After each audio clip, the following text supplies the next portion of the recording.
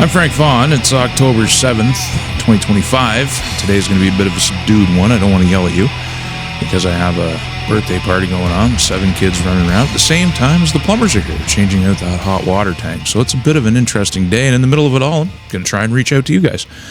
Today's the day that Tamara Lich and company get sentenced for their so-called crimes, but we're not going to talk about that today because we're going to wait and see what the courts do to these people in light of the lenient sentences that courts like to dole out to violent criminals. We'll see what they do to non-violent criminals. The subject of today's video is simply going to be Canada's contradictory relationship with China and the difference in our response in the middle of a trade war with China and our response to the United States. The reason we're talking about this today is because of what you see on screen. CBS News on board as Chinese jets intercept Canadian Air Force plane tracking North Korean ships. Over the deep blue waters of the East China Sea, a Canadian military aircraft surveys the vast expanse below.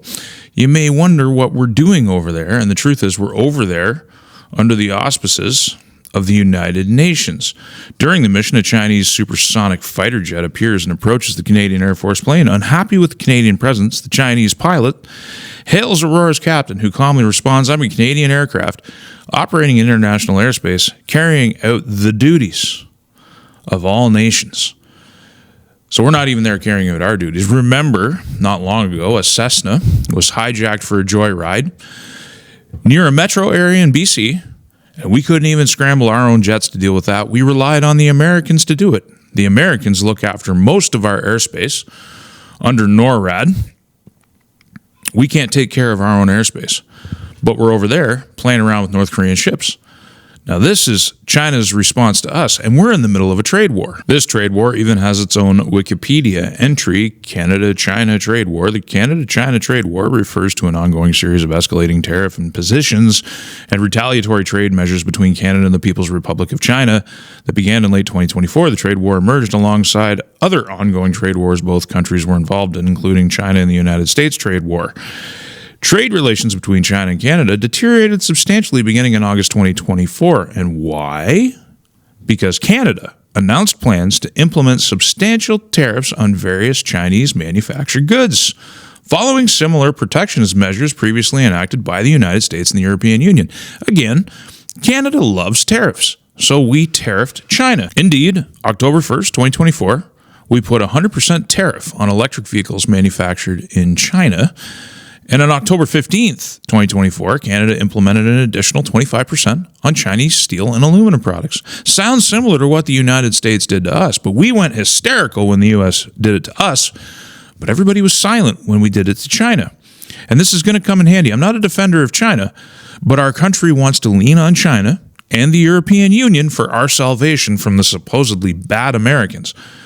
March 8th, 2025, China's Tariff Commission and of the State Council announced retaliatory tariffs on several Canadian agricultural exports, including a 100% tariff against Canadian rapeseed, which is canola oil, peas and oil cakes, and an additional 25% tariff on Canadian aquatic products and pork. Devastating to our farmers, devastating in particular to farmers in Western Canada who are now looking to leave canola crops rotting in the field, taking incredible losses that the Canadian government has no hope of making up for. And in fact, they barely ever talk about it. They're too busy talking about other things. Western Canada is just a territory. It's to be extracted of its wealth when it's not being punished by removing the ability to make that wealth. Moving back to Ottawa, Carney says China is a foreign interference geopolitical threat for Canada. But the date on this article is October 18th, 2025. He made this, to me, shocking admission during the English language debates back during the lead up to the election. And I was shocked because I wasn't expecting this level of honesty. It's one of the few times he's actually told the geopolitical truth about Canada, that China is our number one geopolitical adversary. And we're not just talking about election interference. Indeed, it was one of Carney's candidates who called for the kidnapping of his political opposition and the handing over of that political opposition to the Communist Party of China through their embassy, for a reward at that. Now, we know there's mass scale interference, foreign interference in our elections. We also know that there's something called the Vancouver model, thanks to the work of Sam Cooper and others who have exposed mass-scale strategic money laundering going on in Canada, and the widespread shipment of precursor chemicals that have created the meth and fentanyl epidemic that we all suffer under right now from coast to coast. China has overrun this country. China has carried out targeted killings of people on our soil. Chinese triads run roughshod, and they do indeed export their product to the United States and to the world. There's links to human trafficking, auto theft rings, you name it. Operating police stations on our soil.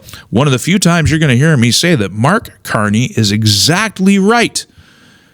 China is doing worse things to Canada than the United States ever could. And yet our response to the United States has been hysterical, and our response to China has been very muted, especially when you look at the mainstream media.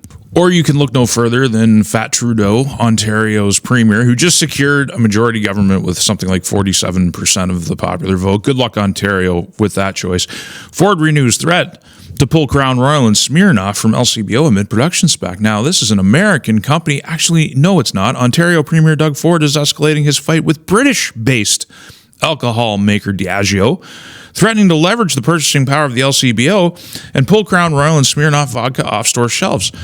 Now, I don't want to focus on the particulars of this. It's insane because he dumped out a bottle of Crown Royal trying to make his point. And now he's saying that if this is a company based in Britain that has operations here in Canada, employing untold amounts of Canadians in Manitoba and Ontario and other locales, and because they want to relocate it's just a business decision. They want to relocate their bottling somewhere else. Ford is threatening to basically sanction them. And this gives you some insight into how they think government should be managed. They think they should be able to tell private industry that they're not allowed to leave, that they're not allowed to leave Canada, that they're not allowed to close up shop, that they're not allowed to deal with mounting pressures, inflation, pricing issues right here in Canada that they can't adjust. What kind of a message does this send to the world?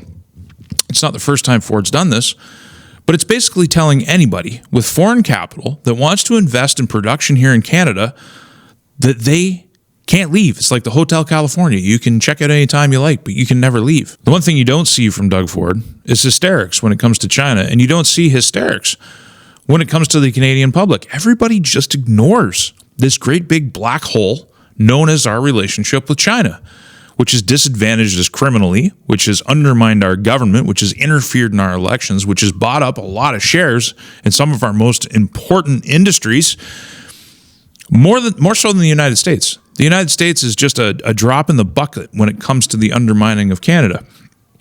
But what do you see on CBC this morning? With Chinese jets literally scrambled to intercept one of our aircraft, you don't see a word of it on CBC's front page. And in fact, we have Carney to return to Washington as Trump's tariffs hits sectors hard, Prime Minister facing pressure from opposition to land a win. I'm not really sure how we can expect to. I don't know how we can expect to land a win. All we've done is insult Trump. What incentive does he have to actually do anything for us at this point? Canada's talking about replacing the Americans, foolish as that talk is, with trade with the EU or China, our main geopolitical adversary. Can you believe it? This idea that we can look to Asia, where our adversary, our geopolitical adversary, we're going to rely on them to save us at the same time as we're identifying them as our key strategic threat. Popular now in the news. Great Lakes governors stand with Canada ahead of Carney's high-stakes meeting with Trump. What we really should be doing is getting our act together, making peace with the United States, making a big deal, thinking about North America, thinking about how strong Fortress North America could be if we stopped this pointless bickering and fighting. All the Americans did was highlight something very real about Canada that's internationally recognized by the RCMP, and recognized by our own government, that we are overrun by organized crime that operates in Canada to the tune of hundreds of billions of dollars. We can express it as a double-digit percentage of our gross domestic product. The entire world knows, as I highlighted yesterday, the Americans have long ago cut us off from intelligence sharing when it comes to cartels because they're convinced that the CBSA, Canada Border Services, and the RCMP, our federal police, are compromised and taking the intelligence that we give them and handing it over to our enemies, or our so-called enemies, as identified by Mark Carney himself. We should be seeking to repair that relationship.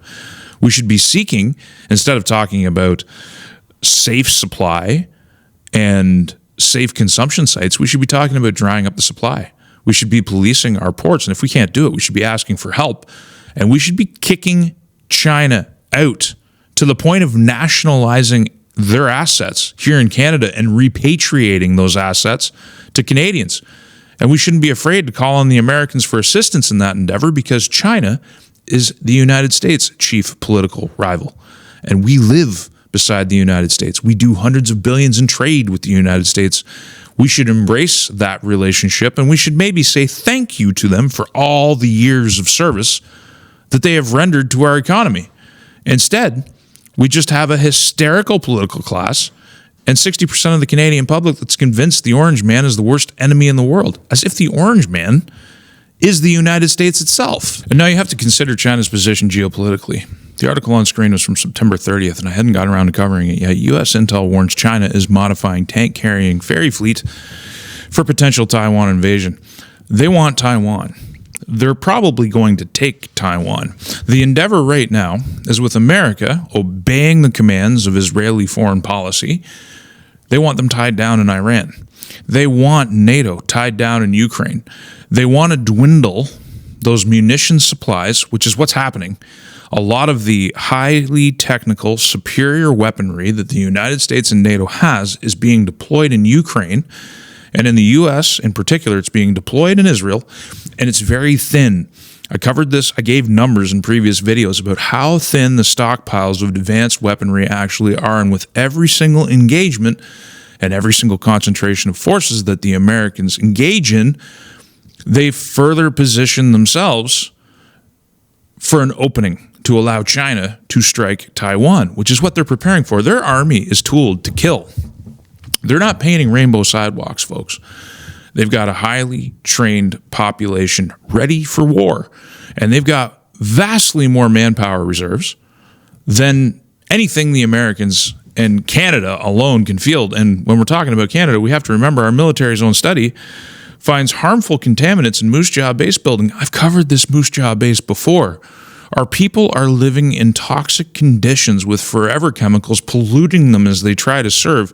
Meanwhile, the military has all kinds of money for painting rainbow sidewalks and issuing commands to our troops that they have to lift their feet when they pass over those sidewalks.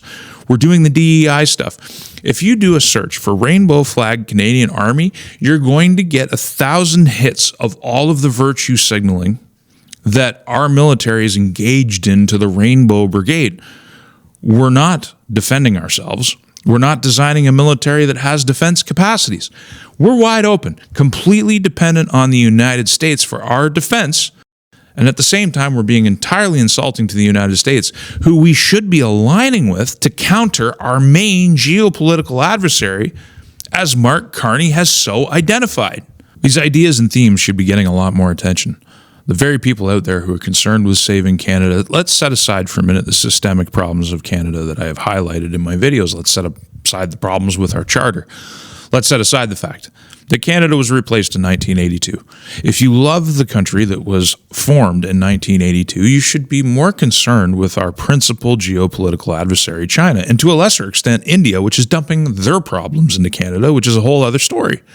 Instead, people are engaged with hockey, they're engaged with their sports ball, they're engaged with hating the United States as if there won't be a different president one day, as if America won't still be there when Trump is long gone, as if this trading relationship, which benefits us to the tune of hundreds of billions of fresh U.S. dollar capital, which we desperately need, believe it or not.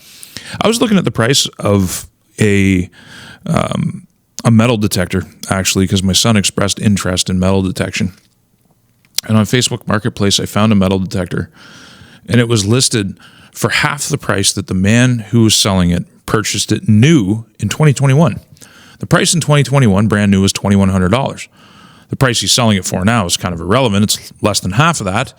But when I looked at the exact same kit and exact same device on Amazon today, it was $2,900. That's like a 45% cost increase over 2021.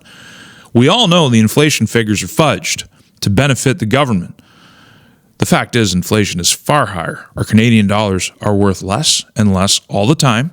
And with Mark Carney talking about making life more affordable for Canadians and saving this country, people should be more concerned with the fact that at current estimates, he's running a $70 billion deficit without a budget, and that will only increase.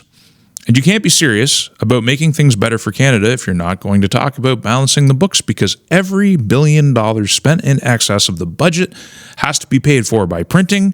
Printing is paid for by borrowing and interest from the central banks, which indebts all of us even further. And of course, you can't have a conversation about fixing Canada's problems without a conversation surrounding over immigration, that we have 4 million visa overstays. Nobody seems to want to talk about the core issues. But back to the point, we should be getting together with our American longtime friends to face our geopolitical adversary, China. We shouldn't be fighting China in a trade war at the same time as China is overrunning our country with interference and criminality, and also at the same time looking to them as a solution to our problems with the United States. We're going to become dependent on a country we've identified as trying to destroy us. It doesn't make any sense whatsoever, and I really hope people start thinking about it more. I'm Frank Vaughn. If you like the work, please support it via the website. I'll see you in the next one.